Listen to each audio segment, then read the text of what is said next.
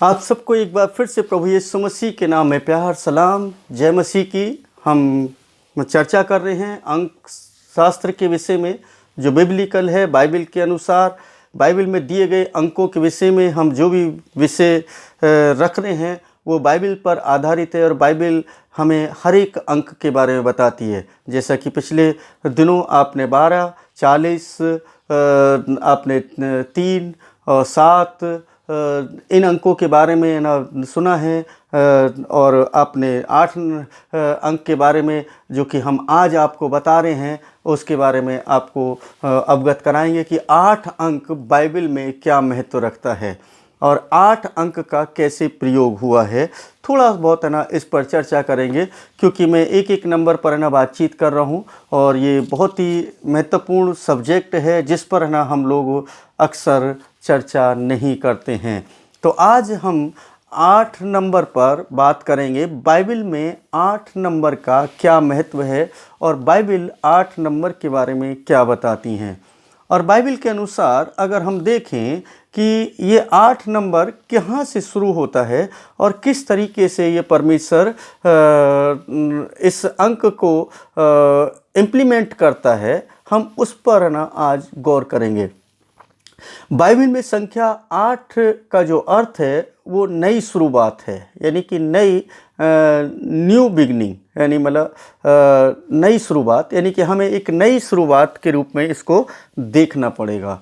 Bible अंक शास्त्र में संख्या 8 को जब हम पढ़ते हैं तो हमें उत्पत्ति से ही देखना पड़ेगा कि उत्पत्ति के अंदर परमेश्वर ने 8 अंक को कैसे प्रभावी किया है और हम आगे भी जाएंगे और शॉर्ट में बात करेंगे आज इस पर।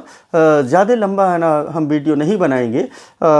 जैसा कि मैं बताता हूँ कि आप में हमारे यूट्यूब चैनल पर ना जा कर के ना उस वीडियोस को देख सकते हैं और हमारी वेबसाइट पर www.yeshuafoundation.in पर भी जा कर के आप है ना आर्टिकल को पढ़ सकते हैं और आप सब्सक्राइब करें, दूसरों को शेयर करते हैं ताकि दूसरे लोग भी इसके द्वारा लाभान्वित हो सकें, आशीषित हो सकें। जब है ना हम बाइबल के अंदर उत्पत्ति की पुस्तक को पढ़ते हैं, जब परमेश्वर ने इसकी शुरुआत की, सृष्टि की, तो हम है ना एक विशेष बात को पढ़ते हैं और जो बहुत ही महत्वपूर्ण है। सृष्टि को रचने के 8 चरण है ना मैं पाता हूँ और 8 चरण किस तरीके से हैं हम उस पर ध्यान करेंगे और प्रत्येक चरण के अंदर प्रत्येक चरण जो है वो किस चीज़ को इंडिकेट करता है और क्या वहाँ पर शब्द इस्तेमाल होता है। और हर एक चरण में हर बार यानी 8 बार परमेश्वर ने कहा इस शब्द से शुरुआत होती है। उत्पत्ति के अंदर इस शब्द से शुरुआत होती है, परमेश्वर ने कहा। उत्पत्ति 1 उसके 3 पद के अंदर हम पढ़ते हैं परमेश्वर ने कहा उजियाला हो और उजियाला हो गया। यानी आप देखते जाइए कि परमेश्वर ने 8 बार ना किस तरीके से कहा, परमेश्वर ने कहा, यानी कि बाइबल है ना उत्पत्ति की पुस्तक हमें क्या बताती है और किस तरीके से नंबर 8 इम्प्लीमेंट हुआ है बाइबल के अंदर। दूसरा उत्पत्ति 1 उसके 6 पद के अंदर परमेश्वर ने कहा जल के बीच में एक आकाश बने और वह जल को जल से अलग कर दे, यानी कि 2 भागों में बांट दे। जल को और आकाश को 2 भागों में बांट दे, यानी दूसरी बार उसने कहा, परमेश्वर ने कहा। उत्पत्ति 1 उसके 9 में फिर से वो कहता है परमेश्वर ने कहा आकाश के नीचे का जल एक स्थान में इकट्ठा हो जाए और सूखी भूमि दिखाई देने लगे, यानी और वैसा ही हो गया। कहने का मतलब है परमेश्वर ने कहा। मैं उस शब्द को बात कर रहा हूँ, बार बार है ना उसको रिपीट करूँगा कि परमेश्वर ने कहा ये 8 बार हमें मिलता है। और उसके बाद हम देखते हैं चौथे नंबर पर उत्पत्ति 1 उसके 11 पद में तब परमेश्वर ने कहा पृथ्वी पर घास अर्थात बीज देने वाले छोटे पौधे और फलदार वृक्ष जिसका बीज आप के जातियों के अनुसार है, पृथ्वी पर उत्पन्न करे और वैसा ही हो गया। ये चौथी बार। पांचवी बार देखते हैं उत्पत्ति 1 उसके 14 पद के अंदर, वहां पर कहते हैं परमेश्वर ने कहा दिन को रात से अलग करने के लिए आकाश के अंतर हो, ज्योतियां हों और वे चिन्हों और समयों और दिनों और वर्षों के लिए हों। यानी कि यहाँ पर इंडिकेशन कर रहा है कि फ्यूचर में क्या क्या होने वाला है, भविष्य में क्या क्या होने वाला है। फिर उसके आगे हम देखते हैं ये आठ बार उसने बोला, परमेश्वर बाइबल में आया है 8 बार कहा परमेश्वर ने कहा। उत्पत्ति 1 उसके 20 में हम पाते हैं जल में जीवन के साथ चलने वाले जंतु और पृथ्वी के उड़ने वाले पक्षी आकाश के खुले आकाश में बहुतायत से उत्पन्न हो। यानी कि ये परमेश्वर ने कहा तब हुआ। इसका मतलब है कि परमेश्वर यहाँ पर कुछ इंडिकेशन दे रहे हैं कि हाँ क्या है, मैं क्या करने जा रहा हूँ। परमेश्वर ने कहा। अब है ना, इसको गंभीरता से लें। अगर हम इसको देखें 7वीं बार उसको देखें तो उत्पत्ति 1 उसके 24 में हम पाते हैं परमेश्वर ने कहा पृथ्वी में उसके जाति के जीव धारियों अर्थात पशुओं और रेंगने वाले जंतुओं और पृथ्वी के जंतुओं को उसके जाति के अनुसार उत्पन्न करने दो, और वैसा ही हो गया। इसका मतलब है कि परमेश्वर ने फिर से कहा कि है ना ये सब उत्पन्न हो, तो वो हो गया। यानी ये 7वीं बार था। और 8वीं बार अगर हम देखते हैं तो उत्पत्ति 1 उसके 26 पद के अंदर पाते हैं, जहाँ पर ना इस सृष्टि का समापन होता है, उसका कार्य खत्म हो जाता है। और परमेश्वर ने कहा हम मनुष्य को अपने स्वरूप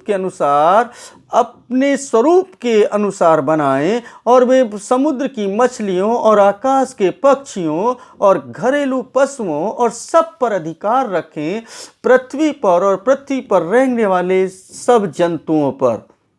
ये 8 बार परमेश्वर ने कहा शब्द आया है। इसका मतलब एक नई शुरुआत। अब हम यहीं पर नहीं रुकेंगे, बल्कि इसको और आगे देखेंगे और आगे जाएंगे। जब नूह के समय में इस पृथ्वी को नष्ट करने वाला था परमेश्वर, तब परमेश्वर ने नूह को कहा कि तू एक जहाज बना और उस जहाज के अंदर तुझे क्या क्या करना है वो मैं सब तुझे बताऊंगा। कितना बड़ा बनना है, कितना छोटा बनना है, कहाँ पर तुझे क्या रखना है, कितने मंजिल का बनना है और किस तरीके की लकड़ी होगी, ये सब चीज़ें परमेश्वर ने उसको पहले से बता दी। और जिसके विषय में है ना हमने कुछ बातों को और अंकों में आपको बताया है कि किस तरीके से कौन कौन से अंक वहाँ पर प्रभावी हुए हैं। तो यहाँ पर हम देखते हैं कि यहाँ पर हम 8 अंक की बात करें तो केवल 8 अंक की बात करेंगे। और देखते हैं नूह और उसकी पत्नी 2 लोग, उसके 3 बेटे और उसके बेटे की 3 पत्नियां, ये टोटल 8 लोग बचे। और 8 लोगों के द्वारा एक नई शुरुआत की। बहुत ही गौर से सुने इस बात को, एक नई शुरुआत की। परमेश्वर ने कहा, ये 8 बार हुआ और एक नई सृष्टि की शुरुआत हुई। आदम और हव्वा इस संसार के अंदर आ गए। आदम और हव्वा इस सृष्टि के मालिक बन गए क्योंकि उनको अधिकार दे दिया था। ये एक नई शुरुआत थी। लेकिन जैसे पाप बढ़ता है, जब पाप बढ़ गया तो फिर क्या होता है, पाप को खत्म करने के लिए परमेश्वर को उसको नष्ट करना पड़ता है इस सृष्टि को, और एक बार तबाह करना पड़ता है। फिर से एक नई शुरुआत करता है और नई शुरुआत करने के लिए वो फिर से ना 8 लोगों को चुनता है। 8 लोगों को चुनता है और 8 लोग जो हैं वो कौन कौन है? नूह की पत्नी, उसके 3 बेटे और 3 बहुएं, और एक नई दुनिया में नया जीवन शुरू करने के लिए उत्पत्ति के अध्याय 8 में ही हम इसको पढ़ते हैं कि वो जहाज से उतरे। नई शुरुआत के लिहाज से 8 अंक का यह होना महज एक संयोग है। मैं ये उदाहरण दे रहा हूँ, बस संयोग है। मतलब देखिए, पहले में भी आप देखें कि 8 बार ये शब्द आया कि परमेश्वर ने कहा, और 8 बार के बाद में मनुष्य की उत्पत्ति होती है। इस पृथ्वी पर उसको चलने फिरने के लिए अधिकार दे दिया जाता है, उसको तमाम वस्तुओं पर अधिकार दे दिया जाता है, उसको यहाँ का अधिकारी बना दिया जाता है। यहाँ पर हम देखते हैं कि नूह की पत्नी, उसके 3 बेटे और 3 बहुएं, ये 8 लोगों को बचा लेता है और उनको फिर सूखी भूमि पर उतारता है और सूखी भूमि में उतार करके एक नई दुनिया का फिर से निर्माण करता है इन 8 लोगों के लिए। इसका मतलब है कि नई शुरुआत, 8 अंक नई शुरुआत के लिए इंडिकेट करता है। 8 अंक जो है बहुत ही महत्वपूर्ण है। हमारे जीवन में कैसे इम्प्लीमेंट होता है, हमारे जीवन में कैसे है ना परमेश्वर इसको कार्य करने देता है, उसके विषय में हम अभी चर्चा नहीं करने वाले हैं, लेकिन परमेश्वर के बारे में हम पूरा समझेंगे। सप्ताह के बाद 8वां दिन जो है वो क्या होता है, एक नई शुरुआत होती है, नए सप्ताह की शुरुआत होती है। कितना मतलब बिल्कुल सिंपल सी बात है। एक सप्ताह बीतेगा तभी 8वां दिन आएगा, और 7 ही दिन क्यों, हाँ वो हम 7 नंबर में बता चुके हैं। और यहाँ पर हम देख रहे हैं कि 8वें दिन ही नए सप्ताह की शुरुआत होती है। परमेश्वर ने मूसा को आज्ञा दी कि वह जन्म के 8वें दिन इस्राएल के एक नवजात लड़के का खतना कराए, यानी कि कहने का मतलब जितने भी बच्चे होते हैं उनका 8वें दिन क्या हो, खतना किया जाए। आप देखिए कि जब आप जो पुराने नियम को जो लोग नहीं पढ़ते हैं ज़्यादा, अब देखिए नए नियम के अंदर यीशु मसीह का खतना जो है, अर्पण जो है वो 8वें दिन ही हुआ। तो वो यहूदी परंपरा के अनुसार था। तो आप देखें कि 8 अंक किस चीज़ को दर्शा रहा है, कि कष्टों को भी दर्शा रहा है, कि कष्ट के बाद एक नई शुरुआत है। आपके जीवन के अंदर कष्ट हो सकते हैं, लेकिन उसके बाद एक नई शुरुआत भी होने वाली है, एक नई सुबह आपके लिए आने वाली है परमेश्वर की तरफ से। जैसे सप्ताह का बीतता है, 8वें दिन एक नया सप्ताह शुरू होता है। जैसे 8 चरणों में परमेश्वर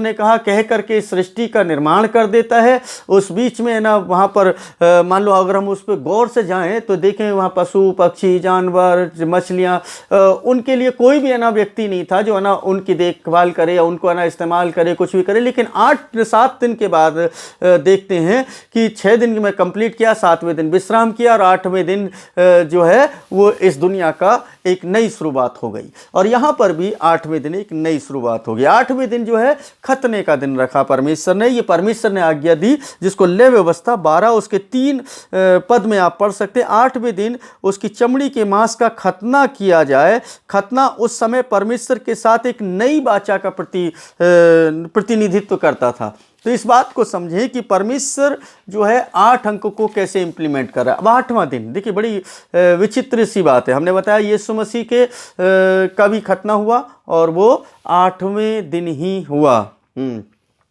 हम देखते हैं कि एक और है ना एक नई शुरुआत की बात करते हैं, क्योंकि कष्टों के बाद जब नई शुरुआत होती है तो बाइबल का बताती है। यूहन्ना 20 उसके 26 पद में हम देखते हैं, 8 दिन के बाद उसके चेले फिर भीतर थे और थोमा उनके साथ था। तब यीशु द्वार बंद किए हुए आया और बीच में खड़ा होकर कहा, तुझे शांति मिले।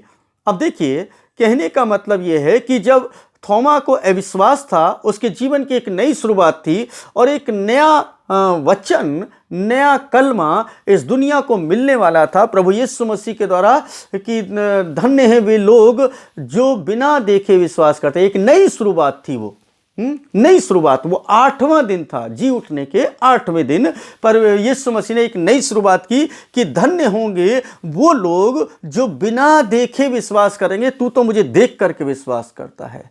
इसका मतलब है 8वां दिन कितना महत्वपूर्ण है, एक नई शुरुआत के लिए है ना यहाँ पर इस्तेमाल किया जा रहा है। और अगर बात को देखें यूहन्ना 20 उसके 28 पद, जब थोमा ने उत्तर देकर उससे कहा, हे मेरे प्रभु, एक नया जीवन पाने के लिए परमेश्वर का वचन हमें 8 बातों पर विचार करने की आज्ञा देता है। यानी कि अगर एक नया जन्म हमने पा लिया, अगर आप कहते हैं मैं नया जन्म पाए हुए व्यक्ति हूँ, तो इसको ध्यान में रखें। मैं अभी यही बातें है ना आपको बता दूं कि एक विवाह का मैसेज था, संदेश था, मैं उसमें भी है ना ये 8 बातें व्यवहारिक रूप से सिखा रहा था। ये आत्मिक जीवन और व्यवहारिक दोनों में ये 8 बातें अगर हैं तो आपके जीवन अच्छा हो सकता है, जो फिलिपियों के 4 और उसके 8 पद में ही मिलती है। 4 के 8 पद में पाया जाता है। जो कुछ भी सत्य है, नंबर 1, जो कुछ सत्य है उसका आचरण करें। जो कुछ भी ईमानदारी के साथ है उसका आचरण करें। जो कुछ भी ठीक है, उचित है, उसका आचरण करें। जो कुछ भी शुद्ध है उसका आचरण करें। जो भी चीज़ें मनोहर हैं यानी प्यारी हैं उसका आचरण करें। और जो भी चीज़ें अच्छी हैं, अच्छी बातें लेकर के आते हैं, अच्छा संदेश लेकर के आती है, ऐसी बातों का भी अनुसरण करें। जो सद्गुण को प्रदर्शित करे, ऐसी बातों का हम अनुसरण करें। और जो बातें प्रशंसा के योग्य हैं, ये 8 बातें जो कि बहुत ही महत्वपूर्ण हैं मसीह जीवन के लिए, व्यवहारिक जीवन के लिए। आपको इन बातों पर मनन और चिंतन करना चाहिए। 8 का बारे में है ना, मैं और भी बात करेंगे, और भी चर्चा कर सकते हैं। बहुत सारा ना बाइबल के अंदर दिया है, इतना दिया है कि हमें ना उस पर लगातार चर्चा कर सकते हैं। लेकिन मैंने बताया कि मैं आपको सिर्फ इंडिकेशन दे रहा हूँ केवल इन वीडियो के माध्यम से। और मैं डिटेल में जब है ना मैं इस पर एक पुस्तक लिखने वाला हूँ, तो उस पुस्तक के अंदर मैं थोड़ा सा डिटेल में जाऊँगा और बहुत सारी बातों को आपको समझने में आसानी होगी। और मेरे आप ब्लॉग पर जा सकते हैं, वेबसाइट पर जा सकते हैं। जैसा कि मैंने बताया स्टार्टिंग में www.yeshuafoundation.in के पर जा कर के आप उसको पढ़ सकते हैं, क्योंकि वहाँ पर मैं इनको डाल रहा हूँ ताकि आप लोग उनको पढ़ सकें। ऐसी 8 बातें हैं जो बाइबल कहती हैं कि समाप्त नहीं होंगी। मतलब बिल्कुल सीधी सी बात है, वो 8 बातें कभी भी समाप्त नहीं होंगी। बीज बोने का समय, उत्पत्ति 8 उसके 22 पद, जब तक पृथ्वी बनी रहती है, जब तक पृथ्वी बनी रहती है, उसमें 8 बातें हैं जो बहुत ही महत्वपूर्ण हैं। बीज बोने का समय, फसल, ठंड, गर्मी, सर्दी, दिन, रात, ये बंद नहीं होंगे, ये ख़त्म नहीं होंगे। इस कभी भी ख़त्म नहीं हो सकते। ये 8 बातें कभी भी ख़त्म नहीं हो सकती जब तक ये पृथ्वी बनी हुई है। ये ध्यान रखें, 8 सब कुछ बदल जाएगा, सब कुछ खत्म हो जाएगा, लेकिन ये 8 बातें कभी भी खत्म नहीं होंगी। झोंपड़ियों के पर्व का 8वां दिन विशेष था। एक महासभा होती थी। झोंपड़ियों के पर्व जब मनाते थे इस्राएली लोग, तो 8वां दिन जो था वो विशेष दिन कहलाता था। लय अवस्था 23 उसके 36 पद में ले, 7 दिन तक तुम यहोवा के लिए बलिदान चढ़ाओ। 8वें दिन तुम्हारे लिए पवित्र सभा हो और तुम यहोवा के लिए बलि चढ़ाना। वह महासभा है और उसमें कोई दास्ता का काम न करना, यानी कोई गुलामी का काम न करना। ये बातें आप उसमें देख सकते हैं। इसका मतलब है कि 8 जो है बहुत ही महत्वपूर्ण बात को दर्शाती है। पृथ्वी के ऊपर इन 8 बातों को अगर हम देखें तो ये इस बात का इंडिकेशन कर रही हैं कि एक नई शुरुआत है। आपके जीवन में भी नई शुरुआत होती होगी।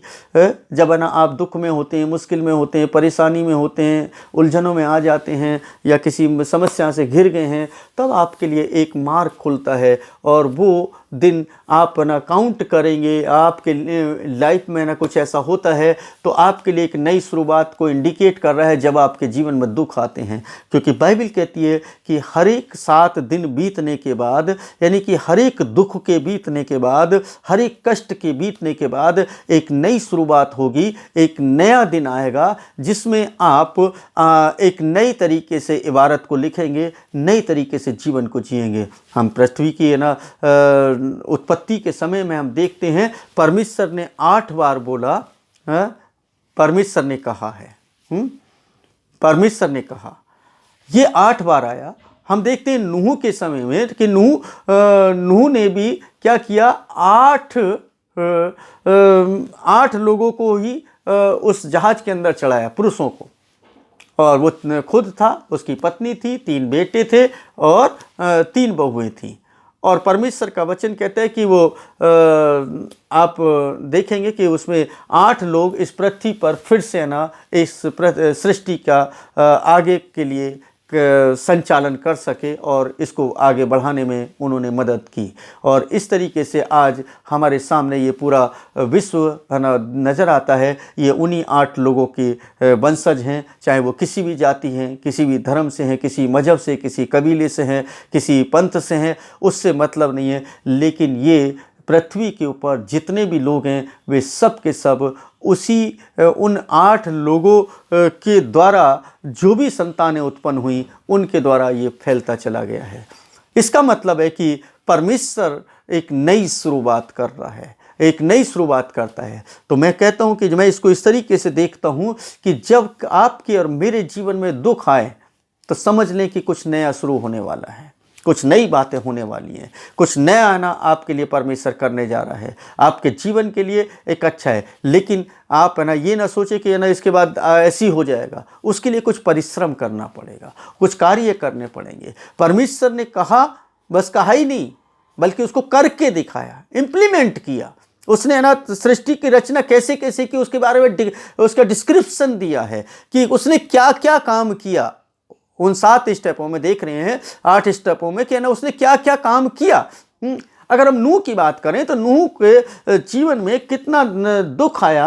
आप देखें कि ना उसको लोग ना लताड़ रहे थे, उसको ना प्रताड़ित कर रहे थे, उसको निगलेक्ट कर रहे थे, उसकी बात सुन नहीं रहे थे, उसको पागल बोल रहे थे, उसको ना सरफिरा बोल रहे थे, बहुत सारी बातें ना उसके लिए बोली जा रही थी। लेकिन वो अपना कर्म करता रहा और सच्चाई और ईमानदारी के साथ करता रहा। और सच्चाई और ईमानदारी के साथ जब उसने काम किया, वही बातें जो मनभावनी थी, वही बातें जो सुहावनी थी, जो बातें ना उचित थी, जो सत्य की बातें थी, जो प्रशंसा की बातें थी, उसी पर चिंतन और मनन किया। और उसके अलावा उस नूह ने कुछ नहीं किया। और एक दिन आया कि वो दिन आया जब इस सृष्टि को नष्ट करने का दिन था। और तब देखते हैं कि परमेश्वर ने इस पृथ्वी पर बरसात को भेजा और इतनी बारिश हुई कि उसका जहाज जो था जहां बनाया था वहीं से वो ऊपर उठने लगा। अब आप सोच रहे हैं कि वो क्या भाई ये तो बड़ी अच्छी बात हो गई, लेकिन आप सोचिए कि कितने दिनों तक वो पानी के अंदर रहा, जहाँ पर ना उसको ना हवा है ना कुछ है, वहाँ पर ना पेड़ है ना पौधे हैं, बिल्कुल पानी में तैर रहा है। और चारों तरफ, यानी कहने का मतलब आपके लाइफ में भी कभी कभी ऐसा होता है कि आपको कोई रास्ता ही नज़र नहीं आ रहा है, कहाँ उतरूँ कहाँ पर बैठूँ। लेकिन ना भूलें कि परमेश्वर ने एक नई शुरुआत करने के लिए आपको रखा है। आपके जीवन में अगर दुख और संकट आ गया है तो इसका मतलब है कि आपके लिए कुछ नया करने जा रहा है परमेश्वर।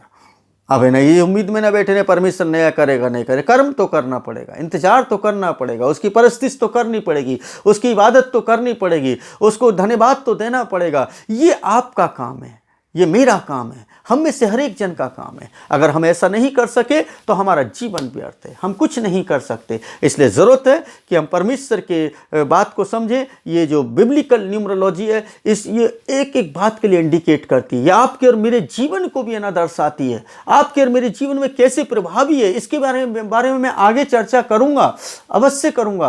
पहले मैं उन नंबरों पर बात कर रहा हूँ जो नंबर बाइबल के अंदर दी है, जिन पर कभी कोई बात ज़्यादा लोग करते नहीं है। कोई लिमिटेड लोग हैं जो बात करते हैं और वो भी इतना खुल करके बात नहीं करना चाहते, वो डरते हैं, वो कहते हैं कि ना कोई हमें कोई क्या कहेगा। अरे बाइबल के अंदर जो कुछ लिखा है उस पर बात करो, चर्चा करो, उस पर ना चिंतन मनन करो, क्योंकि परमेश्वर ने ना वो ज्ञान दिया है, परमेश्वर का ज्ञान है। और बाइबल है ना नंबरों के बारे में बहुत कुछ बताती है। हमें उसके विषय में और अधिक सोचना होगा, समझना होगा, उसके ऊपर चलना होगा, तब जाकर के हम परमेश्वर को और अधिक समझने पाएंगे।